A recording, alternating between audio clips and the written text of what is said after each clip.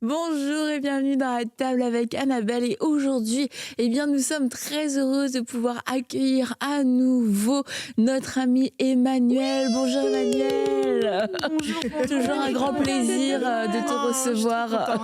Je crierai presque, mais je me retiens. Tu peux crier. Je peux crier. Non, retiens-toi.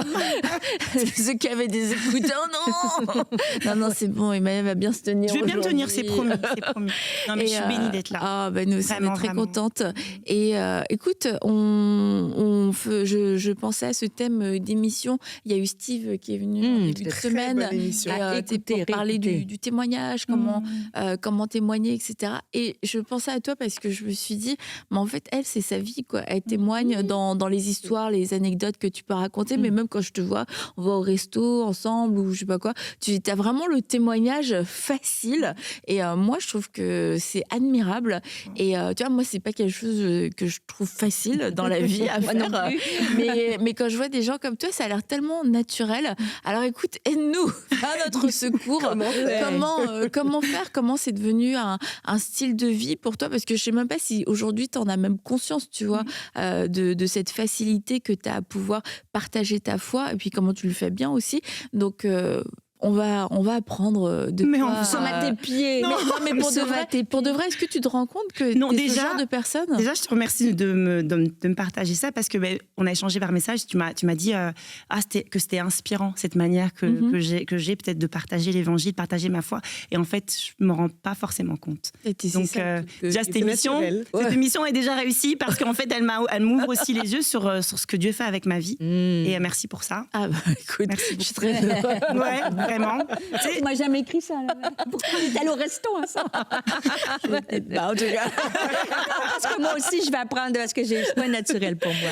Mais est-ce que tu as Donc, toujours été dans tes souvenirs, t'es plus jeune, est-ce que tu avais cette facilité à témoigner, partager ta foi? je pense que c'est lié à une partie de ma personnalité que Dieu a beaucoup travaillé et dont on a déjà parlé ensemble, c'est l'authenticité. Je pense que c'est lié à ça. Le fait que Dieu a travaillé mon identité. Et donc, mon identité, c'est devenu j'essaie tellement d'être vraie. Et ce qui est plus vrai en moi, c'est Jésus. Je peux pas m'en empêcher. Et donc, forcément, c'est ce que les gens voient en premier. Vu que je pense que je mets tout sur la table. Et je pense que c'est peut-être ce que tu as pu voir alors, que finalement, partout où je vais... C'est ça, c'est pas caché. Non, fait. exactement. Donc, partout où je vais, j'essaie d'être vraiment authentique. Et je pense que c'est une clé. Pour pouvoir partager l'évangile, c'est être capable d'être vrai, vulnérable, authentique, parler de ce qu'on vit vraiment. Et je pense que le témoignage, c'est très fort. Mais le truc, c'est que quand on a un peu peur de témoigner, parce que on a peur de ce que les gens vont penser, etc., c'est ce qui va nous fermer. Alors que moi, je pense que j'ai pas peur de ça, parce que finalement, je pense que c'est l'authenticité. C'est le fait de pouvoir s'ouvrir vraiment et tout le temps. Ok, parce que toi, tu vas raconter un témoignage de vie, hein, vraiment Oui, un c'est témoignage ça, de vie c'est ça. sur quelque chose qui s'est passé. Je sais pas, vous avez une opportunité. Ah bah c'est Dieu qui nous a ouvert une Exactement. porte. Alors que tu pourrais choisir dans ton langage de dire, oh, on a une belle opportunité. Ça passe bien, quoi. Je trouve. Mais tu vois, toi, tu t'y vas Exactement. en disant, je sais pas, du coup, est-ce que tu te dis, est-ce que tu as ce genre de système de pensée? Qu'est-ce que les gens vont penser? Est-ce que ça va être accueilli? Est-ce qu'il faut que je fasse attention à ce que je dis?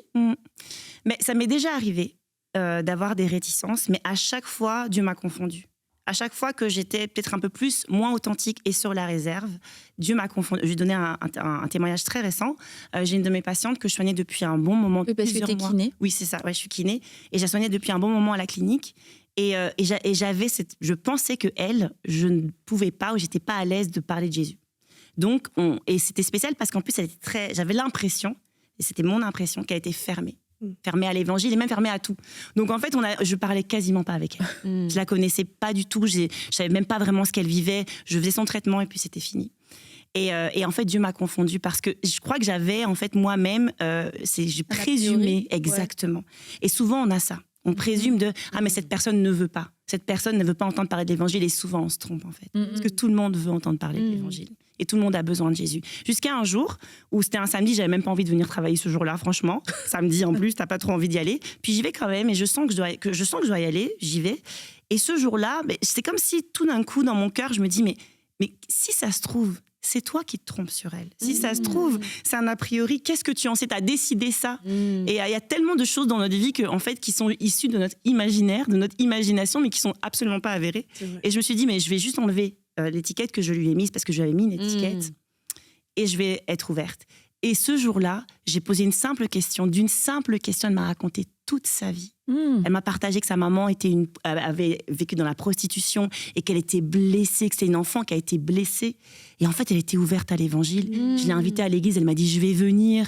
Elle m'a dit, en fait, moi, je crois en Dieu, mais je ne sais pas où il est. Enfin, elle a commencé à me poser plein de questions, alors que je la sonnais depuis plusieurs mois et qu'elle ne m'avait jamais parlé. Donc, je pense que c'est ça. Je pense que, oui, des fois, j'ai des a priori. Oui, des fois, j'hésite. Mais à chaque fois, Dieu me confond. Dieu me dit, mais en fait, tout le monde a besoin. Et tu te souviens d'une fois où tu es peut-être plus jeune, où tu t'es dit... non, vous avez fait beaucoup d'évangélisation de rue aussi. Oui, voilà, ça guérit. Hein. C'est clair, parce que tu as tout dans la rue. Tu as des gens qui vont te dire, laissez-moi tranquille. Mais il y a vraiment des témoignages. J'en ai tellement des témoignages où je me suis dit, mais Seigneur... Parce que tu as fait ça quand tu étais plus jeune. Oui. Mais après, vous l'avez fait longtemps. On l'a fait longtemps, parce qu'en fait, nous, c'était notre programme du samedi. Donc les samedis, on sortait dans les rues et puis on évangélisait. Mais tu as des témoignages de rue, mais moi, ça a été mon traumatisme, parce que au début de ma foi chrétienne, OK, vous êtes bien attaché, on allait témoigner au salon funéraire. On n'était pas. d'accord. Mais c'était votre choix? Ben non, c'était le groupe de jeunesse. C'était dans une église quelque part sur la planète. Mais décidé par quelqu'un? Oui, mais on n'était pas invités. On connaissait pas la personne, donc on s'insérait comme. Mais c'est un mauvais truc. Et moi, j'étais traumatisée parce que je me suis déjà fait mettre à la porte du salon funéraire parce que vous êtes qui? Ben imagine-toi. Mais est-ce que vous en avez eu des personnes qui ont été intéressées? Parce que pas du tout. Imagine-toi, quand maman est décédée, si j'avais eu des gens qui étaient rentrés dans notre peine puis parlaient de Jésus. Là, avant de fermer le cercueil, on a levé la voix pour prier. Mais les gens devaient se dire, mais c'est qui? Donc, tu vois, je pense que c'est un traumatisme. Donc, voilà, excusez-moi, tu as éveillé quelque chose en moi. Non, mais c'est intéressant ce que tu dis. Ça aurait pu fonctionner. Il y a tellement de gens qui se posent des questions sur la vie après la mort que ça aurait pu... Tu sais, à ce moment-là, il pourrait y avoir des gens intéressés de se poser la question. Vous rentrez vraiment dans la pièce. Comme la famille. On était la famille, quoi. Je pense que c'est une question d'être au bon endroit au bon moment. Je pense, parce que je suis certaine que dans des enterrements, il y a des gens... Nous, ça nous est déjà arrivé, mais... Il y a un contexte. Mais on avait l'air des imposteurs. Exactement. C'est le contexte. Il y a des gens qui s'invitent au mariage. Je ressens le traumatisme. C'est pour ça peut-être que je suis un peu gênée. Je comprends. J'ai dit... Mais je pense que c'était pas le contexte. Et puis, je pense que on doit être sensible à quel moment, à quel endroit, comment, toutes ces choses-là sont... Mais je m'étais couchée le soir, mais j'avais dit au Seigneur, si tu doutes de mon amour, je suis prête à faire tout pour toi. Oh my God. Non, c'est l'évangélisation de rue. Je suis le courage. Mais je comprends ça. Et ça apporte quelque chose, en fait, à cette conversation. Je pense que ça apporte le fait qu'on doit être au bon endroit, au bon moment, sensible à ce que l'esprit veut faire à tel moment. Il y a des moments où je suis certaine, nous on l'a déjà vécu dans des enterrements, où l'IFA par exemple était invité pour partager. Mais lui, il était invité. Oui, c'est ça la différence. Je pense que c'est la différence. Je pense que c'est la clé. C'est juste le mot éviter. C'est un petit détail qui fait la grosse différence. C'est que les gens voulaient qu'il soit là, par exemple. Bref. Et donc l'évangélisation de rue, qu'est-ce que je voulais dire par là? Oui, c'est les témoignages qu'on en a, mais c'est vrai que ça demande de l'audace, l'évangélisation de rue. Et en même temps, faut être prêt aussi parce qu'il y a des gens qui veulent rien savoir de toi, qui vont pas vouloir t'écouter. Et c'est pas grave, ton rôle n'est pas de convaincre. Ton rôle, c'est de partager. Mais là, demain, on te dit, on va faire l'évangélisation dans la rue. Toi, t'es 100%. Absolument. Pas peur du rejet. Et qu'est-ce que tu dis aux gens qui... Ouais, non, je sais pas, je suis pas à l'aise. Comment... Les chrétiens qui sont pas à l'aise à parler de Jésus? Aller faire une évangélisation dans la rue. Mais je leur dis, moi, être intrusif. En fait, c'est ça. Je veux pas me mettre dans la peau de quelqu'un, je le suis. Mais tu sais, le côté de tu vas dans la rue, t'as l'impression que tu rentres dans le. Tu sais, la personne, elle va d'un point A à un point B, tu rentres dans son truc, tu peux. Et puis du coup, d'avoir cette peur de te faire balayer d'un revers de main, puis d'être un peu passer pour quelqu'un de bizarre aussi des fois peut-être. Mais je pense que c'est un sentiment normal. Il faut se donner de la grâce. On n'est pas mauvais, on n'est pas un mauvais chrétien parce qu'on ressent ça de prime abord. Mais je pense que c'est sûr qu'il faut aller au-delà de ça. Ce que je donnerais je donnerais une vraie clé, un témoignage que je pense que les gens devraient toujours penser à ce témoignage s'ils hésitent. On était un jour dans la rue et c'est gênant la rue, il y a des trucs bizarres, il y a des gens qui te répondent pas. Puis là, il y a un gars en vélo Et quelqu'un en vélo, c'est spécial parce que tu vas pas lui courir après. Il est en vélo, il a pas la même allure que toi, t'es à pied. C'est clair, moi déjà, je me dis, il est en vélo. Déjà, c'est fini. Déjà, lui, laisse tomber. Oui, déjà, voilà. Tout, mais en fait, il est en vélo et nos regards se croisent. Et je sens que je dois lui parler de Jésus, mais il est à vélo. Donc, je me dis, mais comment je vais lui parler de Jésus? Parce que c'est, voilà. Puis, en fait, donc, lui, donc, il descend une rue qui est en pente, il descend, puis moi, je suis là, et donc, nos regards se croisent, puis il continue, en fait, son chemin. Et je me dis, Seigneur, donne-moi l'opportunité de lui parler, parce que je ne veux pas lui courir après, donne-moi l'opportunité de lui parler. Puis on continue notre tournée d'évangélisation sur cette place, puis on remonte un peu plus haut, et là, bizarrement, je pense qu'il avait fait le tour de la place, puis il est remonté plus haut. Et là, il était à côté de son vélo, il était à l'arrêt. Comme si, je pense qu'il a voulu, en fait, revenir. Et donc là, je commence à lui parler de Jésus. Et je lui dis, écoute, t'as vu, nos regards se sont croisés. Je pense que t'as un rendez-vous avec Jésus, en fait. Ah ouais, puis il commence à pleurer. Ah ouais, direct. Mais oui, parce que je me dis, pourquoi le mec, il a fait le tour? Attends, s'il te plaît. Et là, il commence à pleurer. Et je précise que c'est un Africain. C'est pas dans notre culture facile pour un homme de se mettre à pleurer en pleine rue, tu vois. C'était un jeune, je dirais qu'il devait avoir 25 ans.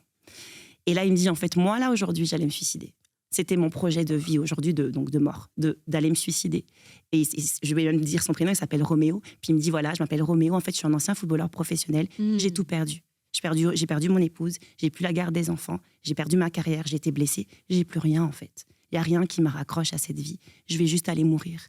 Et en fait, quand nos regards se croisent, il se passe un truc, tu vois. Et en fait, Dieu se dit, mais on est au bon endroit, au bon moment, tu vois.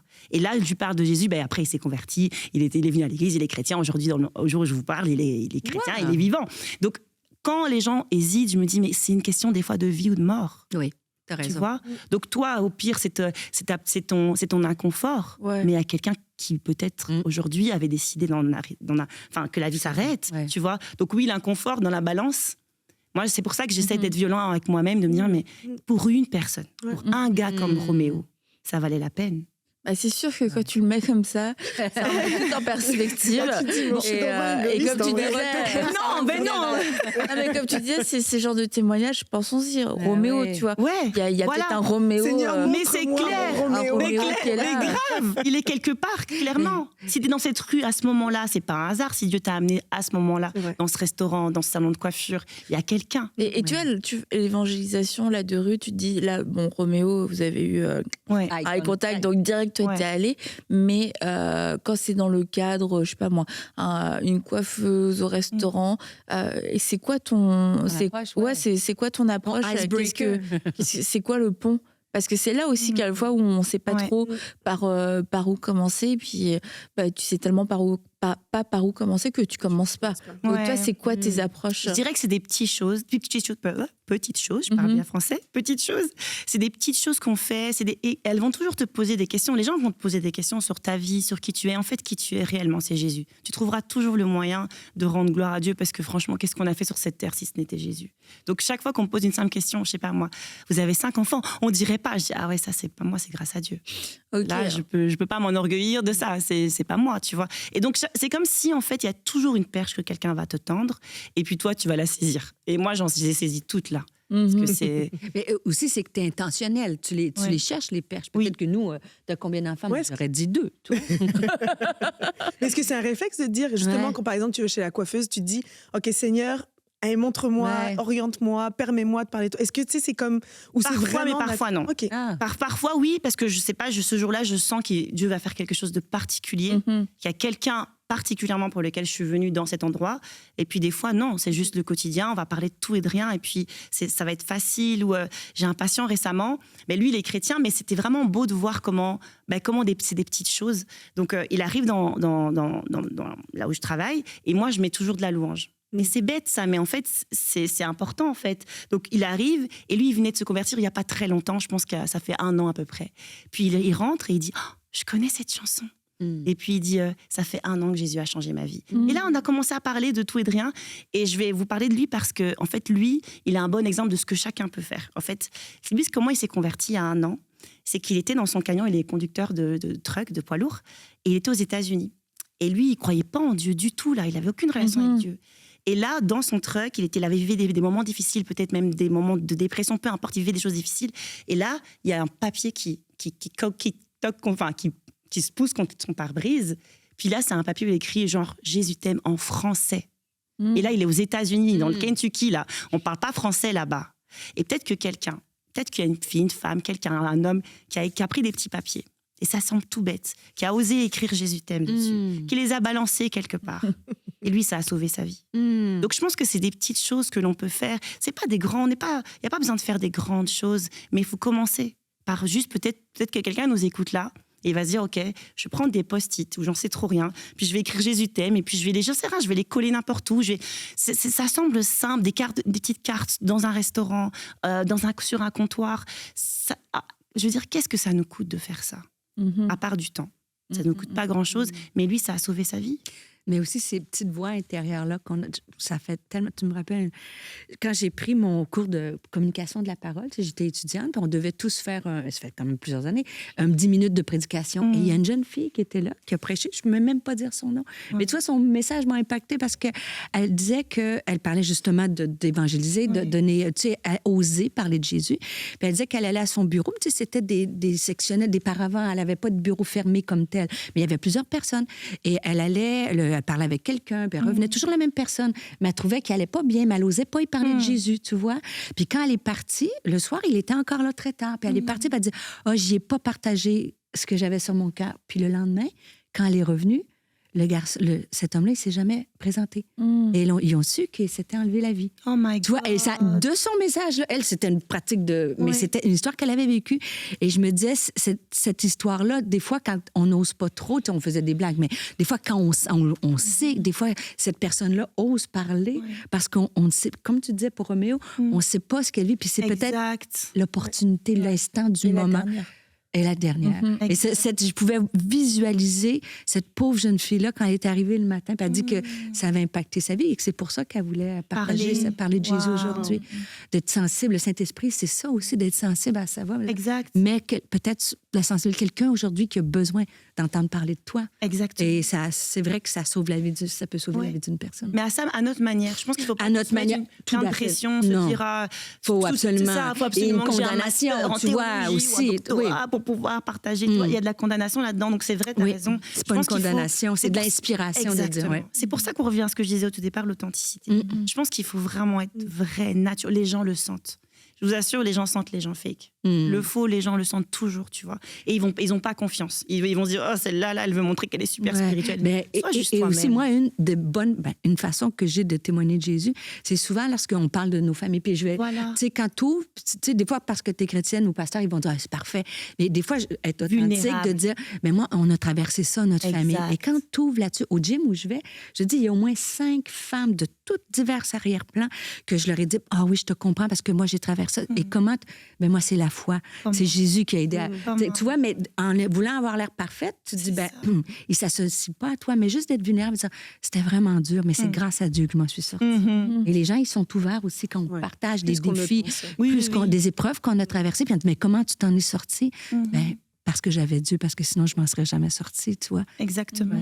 C'est une porte d'être vrai aussi. Trop. Parce que la vie, aussi de réaliser que la vie est dure. Tu sais, la Bible dit, l'ennemi, le diable vient pour tuer, égorger, détruire. Il fait son travail.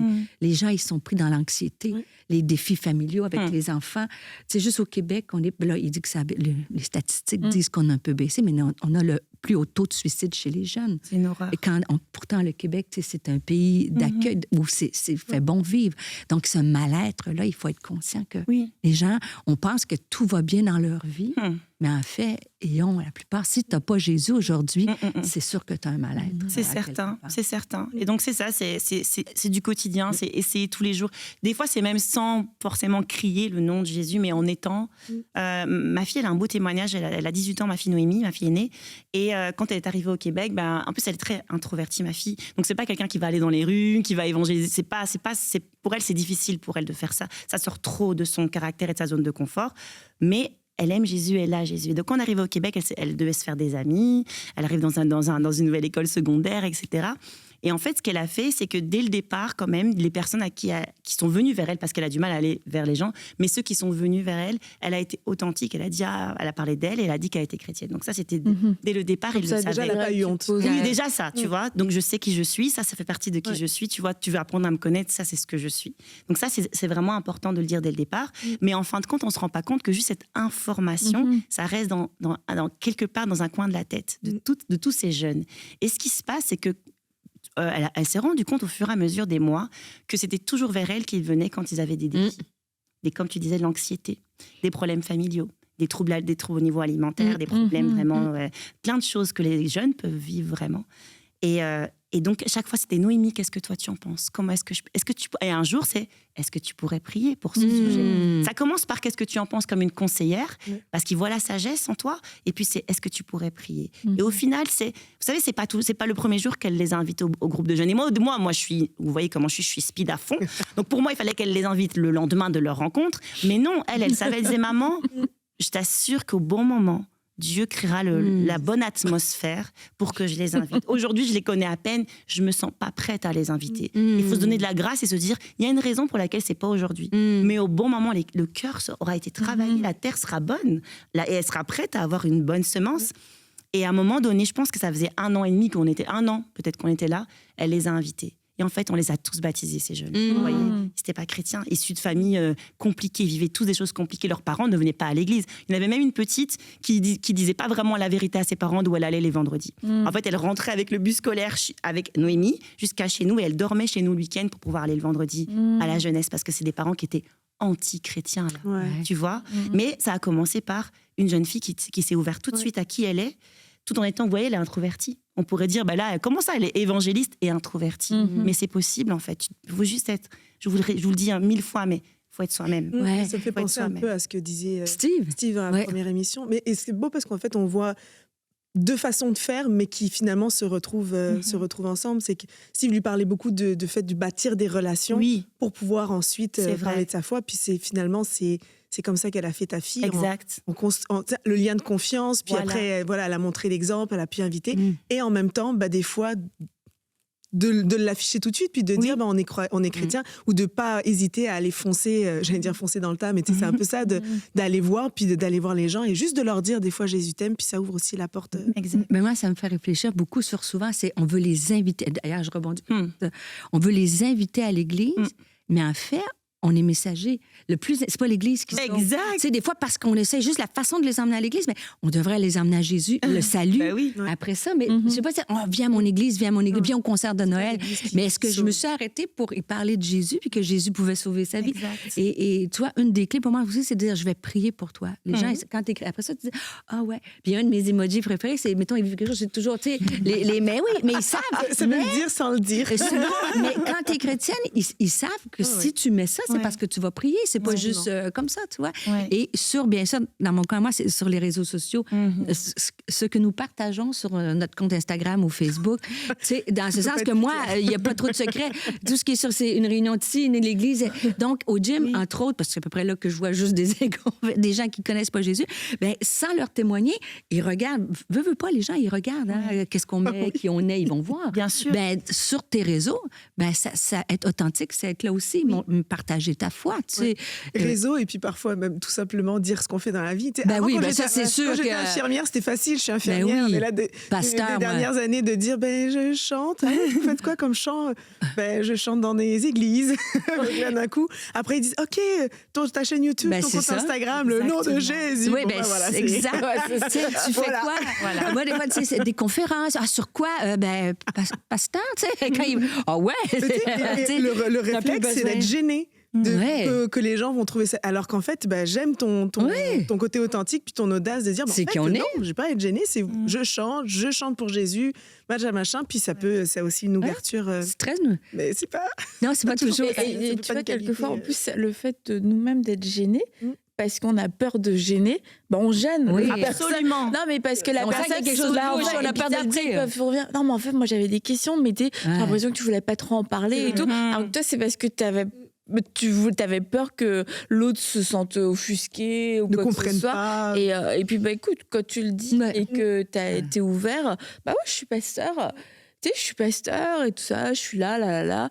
Ah, bah, la personne va se sentir, bah, je peux te poser peut-être une question. Bah, justement. Oui, exactement. Mais quand toi, en fait, c'est de la gêne, mais que tu l'exprimes de différentes façons, genre, bon, bah, il n'est pas intéressé de me parler, peut-être que tu vois, ça l'intéresse pas, peut-être qu'il parle pas de ça avec des inconnus. Et c'est d'être fier, en fait, aussi de qui on est et de fier qu'on porte Jésus-Christ. Exactement. Parce que, tu vois, même les gens, ils n'ont pas peur de revendiquer pas mal de choses dans leur vie aujourd'hui. Donc, en fait, on n'a aucune honte à avoir, on n'a aucune honte à être qui on est. Et je pense que ça peut aussi commencer par là, d'aimer l'autre, mais aussi de nous aimer assez pour d'être fiers de nous. De nous aimer assez pour oser dire, bah oui, moi je suis comme ta fille, bah, je suis chrétienne. Tu sais, je suis pas obligée d'attendre un an pour oser dire que je suis chrétienne. Parce que tu dis, ça prend tellement de partie dans ma vie, c'est la base de ma vie, c'est la fondation de ma vie, je vis pour ça. Et puis c'est comme, bah, je vais attendre un an pour pouvoir te le dire au cas où. Bah, c'est sûr que là, tu te dis, bah, pourquoi en fait, c'est quoi la vraie racine? Est-ce que c'est parce que j'ai honte? Est-ce que c'est parce que je suis gênée? Est-ce que c'est parce que je veux pas déranger? Des fois, c'est qu'on a des mauvaises expériences. Ouais. Mais bon, les mauvaises expériences, il y en a des bonnes aussi. Hein. Et même, je veux dire, dans le cadre du ministère, bah, il y a des mauvaises expériences. Ben c'est ça. Et il y a des mauvais messages, il y a des mauvaises conférences. Mais ce que je veux dire, c'est que les mauvaises expériences, des fois, on capitalise là-dessus. Tu vois, c'est comme non, mais c'est les faits, mais c'est tellement vrai. C'était dans ma jeunesse. Mais c'est merci. En fait, c'est vrai parce que les mauvaises expériences, on en fait presque une doctrine. Oui, c'est comme c'est l'exception, mais ça passé une fois. Oui, ça veut pas dire que c'est toujours comme ça. Mais des fois, on est comme arrêté. La dernière fois que c'est arrivé, c'est tellement vrai. Ça fait ça. Donc, c'est vrai qu'il faut ça. Et il faut sortir justement de ça, de se dire, comme ça s'est passé, même si ça s'est passé même plusieurs fois, c'est un peu comme Jésus va dire aux disciples, mais cette fois-ci, allez un peu plus en eau profonde, jette encore. Refais-le. Alors qu'ils l'ont déjà fait toute la nuit, ça n'a pas marché le projet, tu vois. Refais-le encore. Puis aussi, des fois, nous, on est timides. Puis des fois, tu parles avec des gens, mais eux, ils sont pas timides. Ils vont te raconter des croyances de chaque... Tu dis, ils s'assument comme ça sur quelque chose qui c'est bien plus controversé que... Et nous, on est comme, voyons, c'est moins bizarre que beaucoup de gens, les gens pensent. Moi, ça m'encourage. Le courage des autres m'encourage. Parce que quelquefois, tu es avec des personnes qui te racontent des choses, déjà des choses très privées de leur vie. Et tu te dis, quelle vulnérabilité, quelle authenticité, cette recherche de vérité, cette recherche de solutions, etc. Tu te dis, franchement, c'est waouh. Et l'autre chose, c'est toute cette quête de spiritualité où les gens te racontent des choses qu'ils ont faites, des retraites. Tu te dis, moi, je me sentais bizarre à dire que j'allais à l'église le dimanche, mais franchement, ça va, quoi. Parce que là, c'est du lourd. C'est vrai. Et en fait, c'est que c'est notre propre peur va nous limite et notre propre peur va au-delà de la gêne ou de la peur des autres qui, c'est super, c'est hyper intéressant. Et toi-même, quelquefois, t'es surpris. Ça t'intéresse? C'est ça. C'est ça. Bon, c'est bon, tu m'autorises. Mais c'est pour ça que, tu vois, j'aime beaucoup la façon dont toi, tu fais, Emma. C'est pas que tu vas être imposante, mais comme tu le dis, ça fait partie de toi.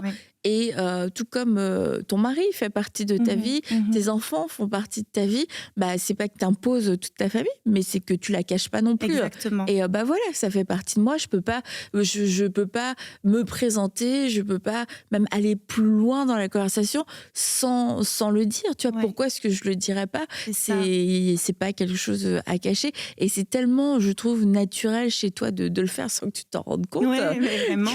Mais tu vois, ça amène un climat tout de suite avec les autres personnes de confiance et comme de normalité. Dans le sens, je sais qui je suis et tu le dis avec tellement de naturel et d'aisance que ça crée pas de malaise en fait. Mais ça, c'est super important ce que tu dis, c'est que tu me connais, tu sais bien que on est vraiment fous, tu vois. Et tu peux être, c'est bizarre, mais tu arrives à être fou, on l'est complètement pour Dieu, il nous demanderait tout ce qu'il nous demande, on va essayer, en tout cas, comme on peut, de le faire, même si ça semble complètement zinzin. Mais pourtant, je pense que quand on va parler avec des gens de Jésus, quand on va être moi avec mes patients l'IFA, avec ses clients en tant qu'avocat, je peux t'assurer qu'il y a quand même quelque chose de normal qui s'installe dans l'atmosphère. Une conversation où pourtant on parle de Jésus, il n'y a rien de bizarre. Parce qu'on est fou, mais en même temps, dans ce moment-là, exactement. Parce que la personne, elle n'a pas besoin ici que je sois en train de crier, que je fasse ou de lui imposer la parole, ou de lui imposer les mains, ou de parler en langue. La personne, elle a besoin que je sois vrai. Et ce que je me dis souvent, c'est au final, je risque quoi? Qu'est-ce que j'ai à risquer alors qu'il y a tout à gagner? Mais aussi avec l'authenticité de dire tout de suite qu'on est chrétien, ce qui me monte à l'esprit, c'est que eux, ils ont le regard sur nous aussi. Ça vous est arrivé, bon, peut-être pas vous, mais d'être dans des endroits où tu te dis la personne est tout fière, elle expose qu'elle est chrétienne, mais tu veux pas lui ressembler. Exact. Tu sais, il y a des gens... Non, c'est vrai. Mais ils ont un peu de sagesse, un peu de façon de te comporter. Pourquoi? Ils sont ouverts parce que qui tu es, ton témoignage de vie, ça donne soif. Mais il y a des fois, il y en a qui s'exposent tellement, je suis chrétien, mais ce qu'ils font, c'est limite, c'est pas inspirant. C'est ça, il faut avoir un témoignage à la hauteur. Sans se mettre comme on disait, pas une pression. Dieu ne nous demande pas d'être parfait, mais il y a quand même un style de vie, d'amour, de fruits de l'esprit. Si t'es la personne qui pète un câble à la salle à café, tu dis que t'es Jésus. C'est de se souvenir, je témoigne, je suis le témoin. Je suis le témoignage. C'est certain. Et les portes risquent de se fermer, ou les conversations risquent de se fermer à cause justement de la manière dont tu t'exprimes, ou même, je veux dire, ton témoignage. Ce que les gens savent vraiment de toi. Plusieurs fois, les clients de l'IFA ont dit, je vous avoue, je vous ai tapé sur Google, j'ai vérifié qui vous étiez, puis j'ai vu que vous étiez pasteur, et ça m'a rassuré. Oui. Tu vois, c'est pas genre... Donc ça n'a pas fermé une porte. Ça n'a pas fait un mauvais témoignage. Parce qu'ils vont regarder sur Google, ils vont dire, tiens, il a fait, il y a ça, il y a ça, il y a ça. Puis on laisse des traces dans ce qu'on fait sur cette terre, et Internet n'oublie jamais rien.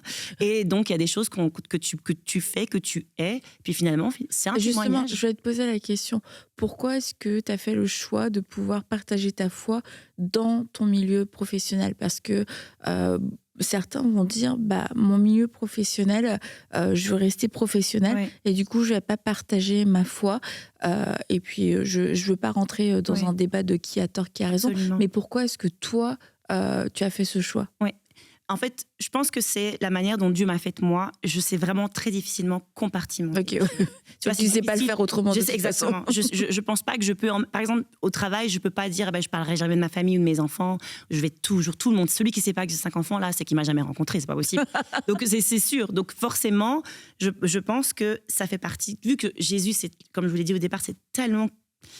En fait, il a trop fait pour moi, là. Je suis un peu comme cette femme samaritaine. Je me dis, je vais aller dans ce village, forcément. Qu'est-ce que je vais dire d'autre? Il m'a dit toute ma vie, le gars. Tu vois, qu'est-ce que je peux dire d'autre? Donc, je vois pas comment je pourrais faire autrement. Et je pense que ça fait pas de... Et je comprends très bien cette conversation de dire, il faut être pro. Et je crois pas que ça fait de nous des mauvais professionnels. D'être vraiment authentique, d'être vrai. Et je pense qu'il y a, comme on l'a dit, c'est avec sagesse. C'est pas à tout moment que je parle de Jésus avec mes patients. J'écoute beaucoup aussi ce qu'ils me disent. Je suis pas tout le temps en train de partager l'évangile, mais il y a une manière, je vous dis, il y a de la louange que je mets, il y a des questions, il y a la manière dont je vais répondre à leurs questions. Et c'est ça. Donc, c'est qui on est va ouvrir réellement les portes et les conversations. Et quelqu'un t'a déjà dit, non, moi, je veux pas entendre parler de ta foi, ça, je préfère que tu le gardes pour toi? Oui, on me l'a déjà dit. Et je vais pas forcer parce que c'est pas mon rôle. Moi, j'ai semé, quelqu'un d'autre peut-être un jour va récolter. On ne sait pas. Et plusieurs fois, j'ai eu des témoignages de personnes que quand on leur a parlé de l'évangile, il y a des années, ils n'ont rien voulu savoir. Et puis, t'es chrétien, toi, maintenant? Ah, mais d'accord. Tu vois? Il y a trop de témoignages. Pour chaque anniversaire de mes enfants, on invite leurs amis. Et puis, mon fils, quand il était petit, il avait un meilleur ami. Et c'était pas du tout des chrétiens, sa famille. Mais nous, chaque fois qu'il y a un anniversaire, on chante « Sois fidèle à Jésus ». Je sais pas si vous faites ça. Jésus est avec toi, bien fort, qu'on soit au resto, qu'on soit n'importe où. Ah oui, au McDo, sois fidèle à Jésus. Allez, hop. Et le petit, c'était quelqu'un... Vous êtes ce genre de famille. Si vous entendez ça, c'est nous. Si au McDo, t'entends Sois fidèle à Jésus, c'est nous. Et donc, c'est ça. Et ce petit-là, c'était un ami proche, donc il était tout le temps à tous les anniversaires. Il a été dans la maison tout le temps. Nous, on fait le culte familial, il était là. On va pas faire semblant. Ouais. Il est là. Et s'il veut prier, il peut. Mais s'il veut pas, c'est pas grave. Et on a continué notre vie, on a déménagé. On est parti ailleurs. Ses parents, je vous répète, ils sont pas du tout chrétiens. Là, c'est pas une famille chrétienne du tout. Et récemment, parce que c'est le meilleur ami de mon fils qui a aujourd'hui 16 ans, et ils sont pas vus depuis 5-6 ans. Puis quand mon fils est parti en Belgique il y a quelques mois, il m'a dit « Maman, Peter est devenu chrétien. » Je dis « Comment ça, Peter est chrétien ?» Donc, je ne dis pas que c'est nous. Je dis que c'est une semence. Oui. C'est ça que je dis. Il y a certainement quelqu'un qui l'a évangélisé et puis il a accepté Jésus un jour. Mais il y a des choses, sois fidèle à Jésus qu'il a entendu quand il avait 4-5 ans. Je dis que c'est une semence, tu vois. Donc même si peut-être qu'il y a des gens qui aujourd'hui vont te dire non, je veux rien savoir, toi t'as commencé, t'as semé quelque chose, et peut-être que c'est dans 10 ans que cette terre sera prête, et il va se souvenir, ah mais quelqu'un m'avait déjà dit un jour, quelqu'un m'avait déjà parlé de Jésus, tu vois. Donc ouais, c'est ça. Et quand vous aviez fait l'émission sur TF1, Famille XXL, comment est-ce que c'était pour vous un défi de pouvoir parler de votre foi? Bon, vous connaissant, je pense pas. Mais en fait, c'est ça qui est spécial. C'est une opportunité. Mais non, mais c'est un défi pour la chaîne. C'est que, en fait, TF1, quand ils nous ont proposé l'émission, dès le départ, c'était genre, c'est sur notre Insta, on est chrétien, on est pasteur. Donc il y avait zéro. En fait, c'était même ils ont décidé de faire de ça genre notre identité. Ce qui est spécial parce que c'est TF1, on aurait pu dire c'est laïque, mais ils ont décidé de dire peu importe, eux c'est la famille du pasteur. Et on rigolait avec ça, même avec les journalistes. Il y avait une série télé avant qui s'appelait Seven Heaven, je ne sais pas si vous connaissez. Mais ils nous appelaient comme ça, la famille du pasteur, Seven. Donc c'est drôle parce qu'en fait, au final, ça n'a jamais été un frein. Ils sont venus avec nous dans les évangélisations de rue. Ils sont venus avec nous, ils ont filmé dans l'église TF1, là, tu vois. Donc non, ça n'a. Mais je pense qu'on a encore une fois des a priori, on pense plein de choses, c'est notre imaginaire. Et au final, les retours par rapport à ça. Les retours, ça a été pour moi, et dans mon existence, ça a été un des moments de ma vie les plus impactants. Ah ouais. Parce qu'on recevait tous les jours, sans exagérer, des centaines de messages sur Instagram, des centaines. Des gens que je pourrais vous dire, des acteurs de Plus belle la vie, là, qui nous écrivaient pour nous dire je vous ai vu à la télévision. Et ce que j'ai vu, c'est l'amour avec une majuscule. Et là, qu'est-ce que je lui dis? Ça tombe bien, c'est une personne, l'amour. Ça tombe bien que tu dis avec une majuscule, parce que c'est une personne, c'est Jésus. Tu vois, et on ouvre la conversation comme ça. Des gens qui disent, on regarde votre famille. Toi, tu ouvres la conversation cash, quand même. Il a mis la majuscule, c'est pas de ma faute. Il a dit avec. Tu comprends quand elle saisit les personnes. En fait, c'est qu'elle a tellement l'habitude parce que il dit amen, amen. Avec un A majuscule. Merci. C'est un nom propre. Il a décidé de mettre l'amour comme un nom propre. Et donc, ça tombe bien, c'est quelqu'un. C'est Jésus que vous avez vu. C'est évident. Je dis oui, c'est vrai que c'est comme ça qu'on devrait répondre. Mais pourtant, non. Ouais, mais c'est pas un réflexe encore, disons. Mais il faudrait que ça le devienne. Mais c'est des réflexes, on en a tellement. Amen, amen. Là, j'étais à l'épicerie, j'étais en train de faire les courses. J'arrive pour payer, elle me donne mon change, la fille, je lui dis dire merci, j'ai dit amen. Oh, mais non! J'évangélise. Là, j'avais l'air d'une bizarroïde. Elle m'a dit, elle m'a regardé. Pardon? Excusez-moi. Soyez bénis. C'était tellement dans ma tête. T'aurais pu dire, j'ai tellement l'habitude de dire amen, vous savez, je suis chrétienne, Réflexe, Stéphanie. J'étais tellement dans mon message. Amen. Mais ça montre que c'est vraiment qui tu es. T'es vraiment authentique. Oui, un peu bizarre peut-être qu'elle m'a trouvé. Mais authentique, vraiment.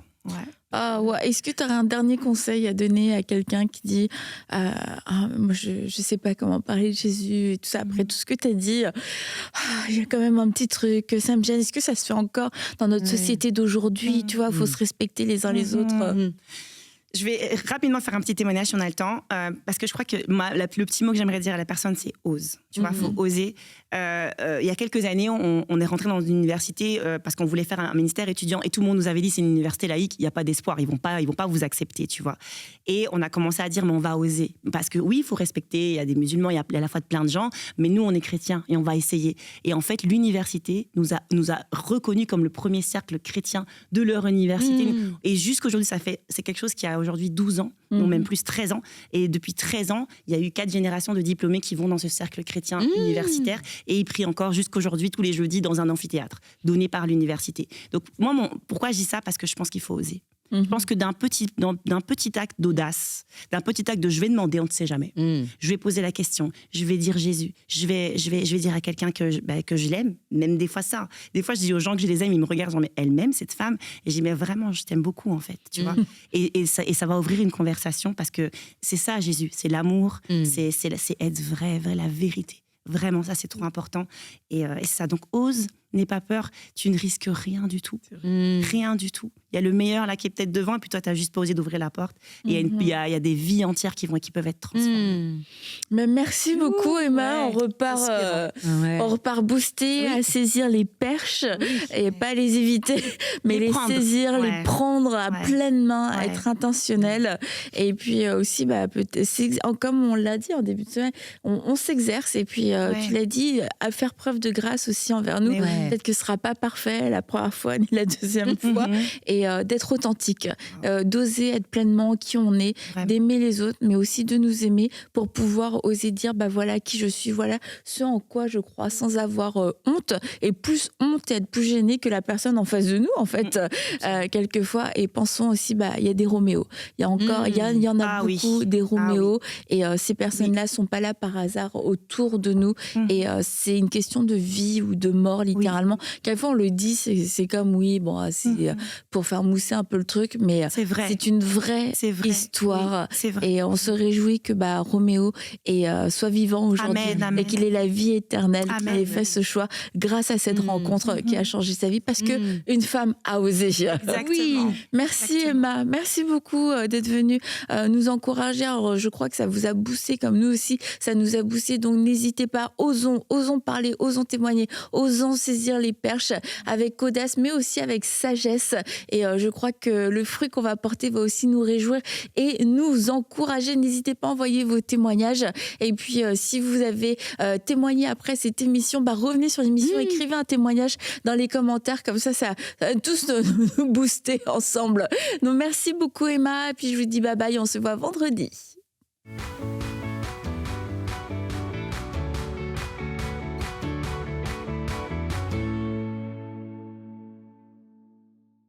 Bonjour, je bénis le Seigneur pour ce qu'il a fait dans ma vie et celle de ma famille.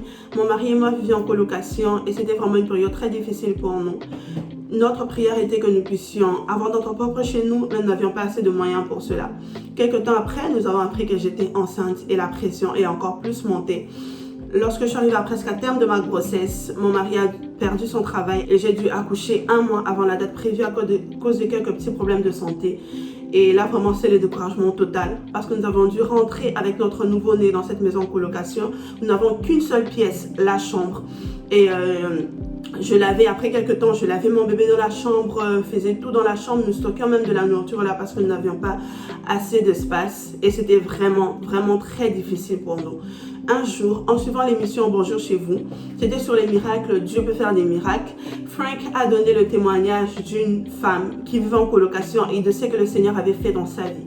En suivant ce témoignage, j'ai senti l'esprit monter en moi. J'ai commencé à faire des prières, des déclarations et déclarer que le Seigneur fera aussi la même chose pour moi. Et j'ai dit à Dieu, si tu le fais aussi pour ma famille, je donnerai mon témoignage à EMCI. Quelques temps après, nous avons pu avoir assez d'argent pour avoir notre propre chez nous. Et aujourd'hui, nous sommes chez nous et elle est assez grande, notre maison. Elle est assez espacée. En plus de notre chambre, nous avons une autre chambre qui est inoccupée. Nous bénissons le Seigneur pour ce qu'il a fait dans nos vies et que le Seigneur vous bénisse, EMCI. Lorsque je vois les témoignages qu'on reçoit ici à EMCI, je suis toujours bouleversée. Vraiment, le mot c'est bouleversée parce que je me rends compte que Dieu, il est tellement fort, tellement bon, tellement puissant. Il touche des personnes au-delà des écrans, des personnes à l'autre bout du monde. On voit tellement des choses extraordinaires, des guérisons, des vies transformées, des personnes qui étaient loin du Seigneur, qui reviennent, des nouvelles naissances, des foyers restaurés, rebâtis, des vies complètement transformées par la bonne nouvelle de l'Évangile. Et vraiment, ça me réjouit parce que je me rends compte que nous sommes privilégiés. Oui, le mot est privilégié. Nous sommes privilégiés d'être aux premières loges de ce que Dieu est en train de faire dans cette génération. Et vous et moi, nous sommes de cette génération qui voyons la manifestation de la gloire de Dieu. Et vraiment, je veux remercier chaque partenaire parce que c'est grâce à vous, grâce à votre soutien mensuel qu'on est en mesure de faire toutes ces émissions, tout ce contenu, toutes ces conférences, voilà, tous ces outils que nous offrons aux frères et sœurs afin d'être fortifiés dans leur foi. Et c'est vraiment grâce à vous. Et je veux encourager aussi certains d'entre vous, si vous n'êtes pas encore partenaire, aujourd'hui est le moment, maintenant est le moment de rejoindre cette grande famille des partenaires. Dieu est en train de faire des choses extraordinaires et nous sommes vraiment privilégiés de les voir. Alors je vous invite à aller sur emcitv.com/don et devenir aujourd'hui un partenaire avec EMCI. Dès maintenant, rejoignez la famille des partenaires qui donnent pour voir des vies transformées partout dans la francophonie. Pour faire votre don, rendez-vous sur emcitv.com/don.